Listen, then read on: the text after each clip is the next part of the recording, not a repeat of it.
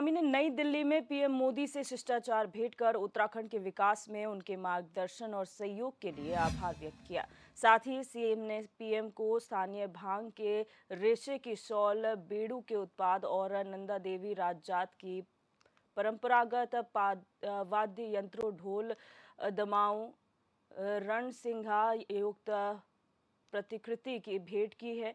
इस दौरान सीएम ने पीएम से देहरादून मेट्रो न्यू परियोजना के प्रस्ताव को मंजूरी देने का आग्रह भी किया है। इसके अलावा सीएम धामी ने पीएम को आपदा की स्थिति से अवगत कराते हुए प्रदेश में सड़कों और पुलों के निर्माण के लिए 2000 करोड़ की स्वीकृति देने का भी अनुरोध किया है।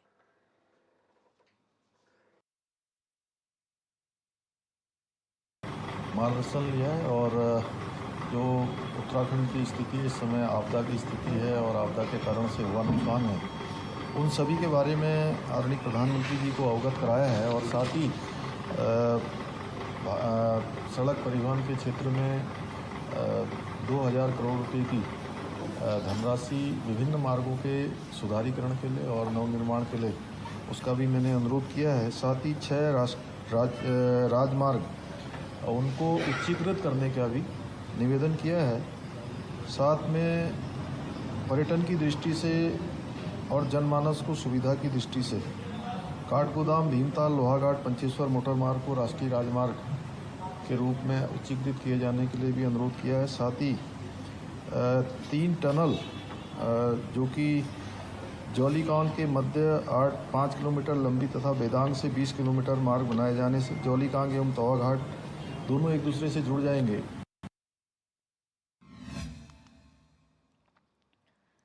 वहीं उत्तराखंड कांग्रेस के वरिष्ठ नेता प्रीतम सिंह को कांग्रेस हाईकमान ने बड़ी जिम्मेदारी सौंपते हुए छत्तीसगढ़ में होने वाले विधानसभा चुनाव को लेकर सीनियर ऑब्जर्वर नियुक्त किया है। वहीं मीनाक्षी नटराजन को भी प्रीतम सिंह के साथ ऑब्जर्वर नियुक्त किया गया है। आपको बता दें कि चक्राता से विधायक प्रीतम सिंह 6ठी बार विधायक हैं। पूर्व में कैबिनेट मंत्री की जिम्मेदारी के साथ नेता प्रतिपक्ष और प्रदेश कांग्रेस अध्यक्ष की भी कमान संभाल चुके हैं। छत्तीसगढ़ विधानसभा चुनाव के लिए सीनियर ऑब्जर्वर नियुक्त किए जाने से ये साफ हो गया है कि हाईकमान से प्रीतम सिंह की नज़दीकियां और बढ़ जाएंगी और उत्तराखंड कांग्रेस नेताओं में प्रीतम का कद बढ़ जाएगा।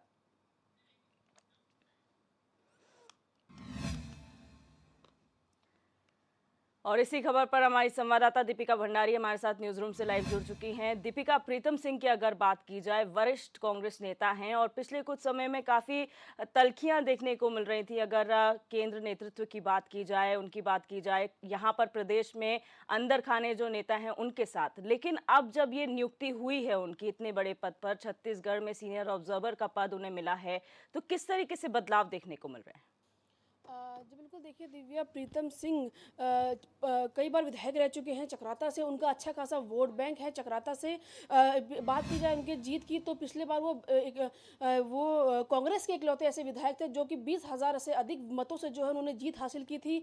उसके बाद भाजपा के जो उमेश शर्मा काऊ है, उन्होंने भारी मतों से जीत जो है वो हासिल की थी।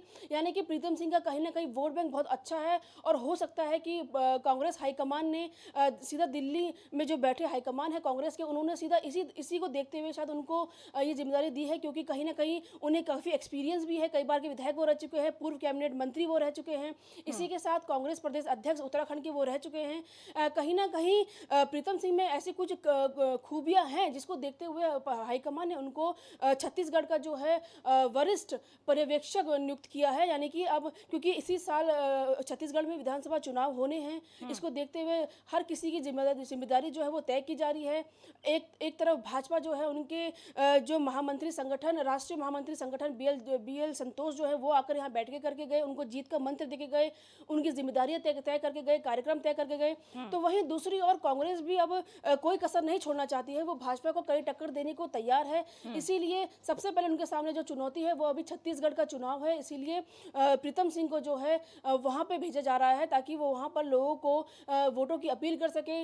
वहां पे किस तरीके के हालात है, कौन विधायक किस तरीके से काम कर रहा है, कोई मंत्री किस तरीके से अगर कांग्रेस का है तो किस तरीके से काम कर रहा है, वहां की जनता का क्या रुख है कांग्रेस के विधायकों के, मंत्री के प्रति, और माफ़ कीजिएगा विधायकों के प्रति, और किस तरीके से वहाँ पे जो कांग्रेस के कार्यकर्ता है, वरिष्ठ कार्यकर्ता है, नेता है, वो किस तरीके से काम कर रहे हैं, वहाँ की स्थिति क्या है, और क्या कुछ समस्याएं वहाँ पे है या क्या कुछ नाराज़गी लोगों की वहाँ पे है जो कांग्रेस को वहाँ पर भाजपा जो है पटकनी दे सकती है, हार का सामना कांग्रेस को करना पड़ सकता है। तो इन सभी की जो है जानकारी लेने के लिए और उन खामियों को दूर करने के लिए प्रीतम सिंह को छत्तीसगढ़ भेजा जा रहा है, ताकि वहाँ पे वो ऑब्जर्व करें कि आखिर वहाँ पे कमी क्या है, किस तरीके से लोगों में नाराज़गी किस चीज़ को लेके है, और अगर उस कमी को पूरा किया जाता है या उनको उस चीज़ का अगर आश्वासन दिया जाता है चुनावी मुद्दों को, चुनाव को देखते हुए अगर उनको इसका विश्वास दिलाया जाता है कि अगर उनकी सरकार आती है तो वो ज़रूर इस काम को करेंगे, तो ऐसे में क्या जनता का रुख है। तो कहीं ना कहीं उन सभी चीज़ों को लेकर उस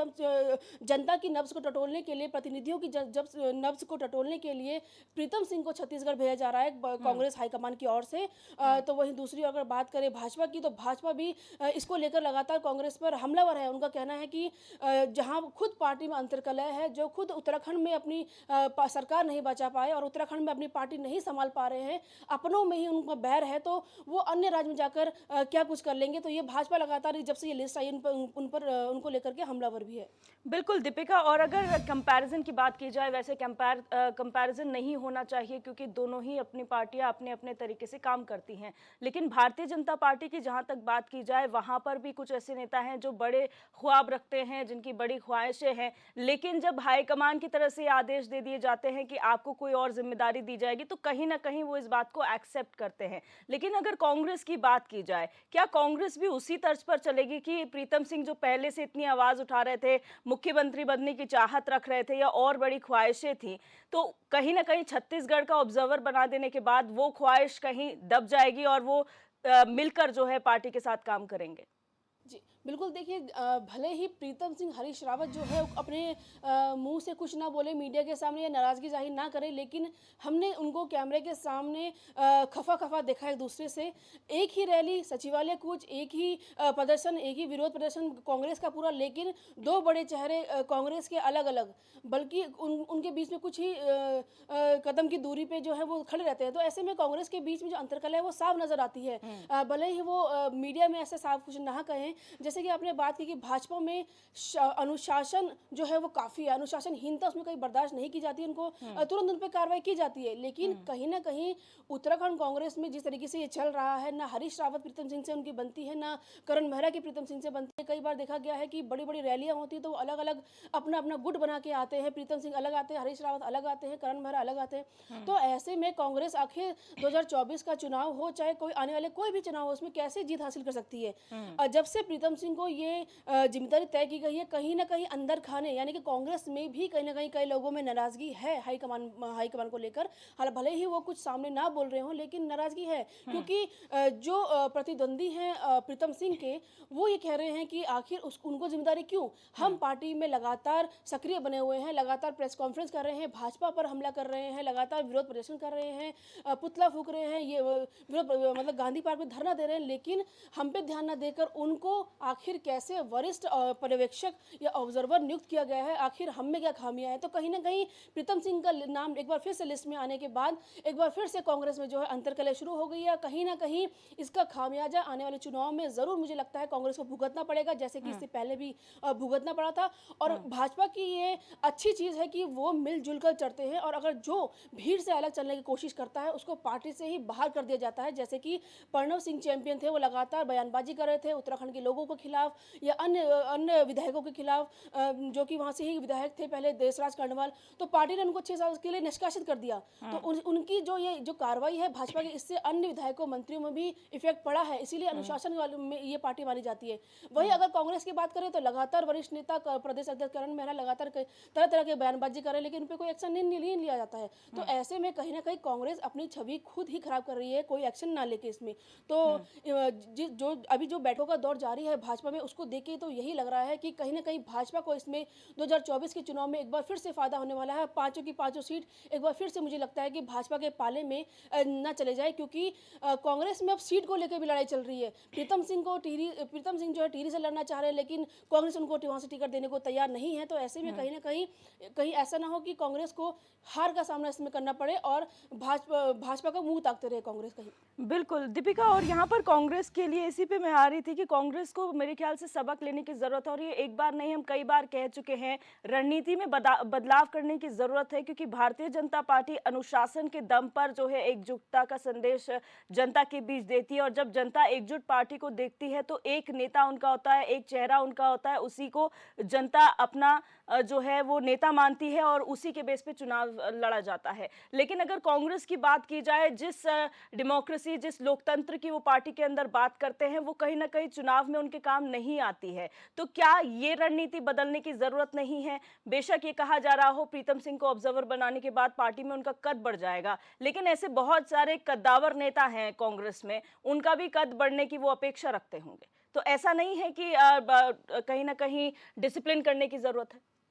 जी बिल्कुल, देखिए कांग्रेस में कई बड़े ऐसे चेहरे, जैसे कि आपने बताया कि बहुत ऐसे कद्दावर नेता हैं जो कि पार्टी में लगातार एक्टिव भी हैं, काम भी करते हैं जनता के बीच जाके, सरकार की नीतियों के खिलाफ जो कि जनता के हक में नहीं होती उनके खिलाफ विरोध प्रदर्शन भी करते हैं। लेकिन प्रीतम सिंह जो कि हम भी लगातार कांग्रेस की खबरें जो है उनकी कवरेज करते हैं, लेकिन मैंने शायद ही कभी प्रीतम सिंह को हम महीने में एक हफ्ते बार ही या 7 दिन ही उनको कांग्रेस भवन में देखा हो, या कोई ऐसी रैलियों में देखा हो, या कहीं विरोध प्रदर्शन करते हुए देखा हो, या आवाज उठाते हुए देखा हो। अब बात की जाए करण मेहरा की, उनके साथ कई ऐसे बड़े बड़े नेता हैं जो कि लगातार धरना प्रदर्शन में आते हैं, विरोध प्रदर्शन करते हैं, सरकार के खिलाफ आवाज उठाते हैं। हरीश रावत हैं उनके साथ। तो तमाम बड़े नेता हैं जिनको जिम्मेदारी दी जा सकती थी, लेकिन इसी को देखते हुए प्रीतम सिंह कहीं नजर नहीं आते हैं, वो गायब से रहते हैं। तो कहीं ना कहीं इसको लेकर के पार्टी में नाराजगी काफ़ी है कि आखिर उनको ये जिम्मेदारी क्यों सौंपी गई है लगातार। जैसे कि देखा कि आजकल जैसे सोशल मीडिया एक ऐसा प्लेटफॉर्म है जिसके जरिए कोई भी बात जनता तक, लाखों करोड़ जनता तक आसानी से पहुंचाई जा सकती है। कांग्रेस इसीलिए धरना प्रदर्शन कर रही थी, लगातार अपनी आवाज़ों को उठा रही थी ताकि जो आवाज़ है जनता तक जाए। करण मेहरा लगातार इसमें एक्टिव रहते हैं, हरीश रावत इसमें एक्टिव रहते हैं, और तमाम कांग्रेस के कुछ गिने चुने नेता हैं जो इसमें एक्टिव रहते हैं। लेकिन इनको ये जिम्मेदारी ना देकर प्रीतम सिंह को जिम्मेदारी दी गई है। तो इसमें कहीं ना कहीं अंदर खाने बहुत सारी सुगबुगाहट चल रही है, बातें चल रही है, सियासी गलियारों में ये चल रहा है कि आखिर प्रीतम सिंह को क्यों, क्या प्रीतम सिंह का कुछ राष्ट्रीय हाईकमान से या कांग्रेस हाईकमान से कुछ ऐसी बातचीत चल रही है, या उनको टिकट शायद जहां वो से चाह रहे हैं या मिल सकता है। तो ये सब बातें जो एक बार फिर से कांग्रेस में शुरू हो गई है। बात जैसे कि आपने की भाजपा में जो, जैसे कि आपने बात की एक चेहरा BL संतोष, उनका एक ऐसा अभी चेहरा है जो कि लगातार 2 दिन के प्रवास पर यहाँ आए, उन्होंने बैठकें की, सभी को नब्ज टटोली, जीत का मंत्र भी देके गए, लेकिन कभी किसी ने आवाज़ नहीं उठाई कि आखिर उसको ये जिम्मेदारी क्यों दी गई, उसकी जिम्मेदारी क्यों दी गई। भाजपा एक ऐसी पार्टी है जिसको जो जिम्मेदारी जहाँ दे दी तो वो उसका पालन जो है पूरी कर्तव्यनिष्ठा से करते हैं, पूरी मेहनत और लगन से करते हैं। वहीं अगर बात की जाए कांग्रेस की, तो जब भी कांग्रेस में कोई नई लिस्ट जारी होती है तो उनमें अंतर्कलह शुरू हो जाती है कि आखिर ये क्यों किया। जैसे हम अभी कांग्रेस कार्यालय जाते हैं तो वहाँ पे भी चर्चाएं चलती है कि प्रीतम सिंह को ऐसा क्यों दे दिया, या करण मेहरा को जिम्मेदारी क्यों दे दी, हमने तो पार्टी के लिए ऐसे इतना सब कुछ किया था। तो कहीं ना कहीं ये सब गुटबाजी, ये अंतर्कलह है, ये अंदर सुखबुगाहट ही कांग्रेस को ले डूब रही है। कांग्रेस ने इतने सालों जो है राज किया, लेकिन वो अनुशासन में कैसे रहना है, पार्टी को किस तरीके से चलाना है, ये नहीं सीख पाई। मैं तो ये कहूँगी कि कांग्रेस को ये सब अनुशासन जो चलना है, ये सब भाजपा से क्लास लेने की ज़रूरत है उनको। तभी लगता है कि कुछ ना कुछ कांग्रेस का आगे हो पाएगा और जीत हासिल वो कर पाएंगे इसमें।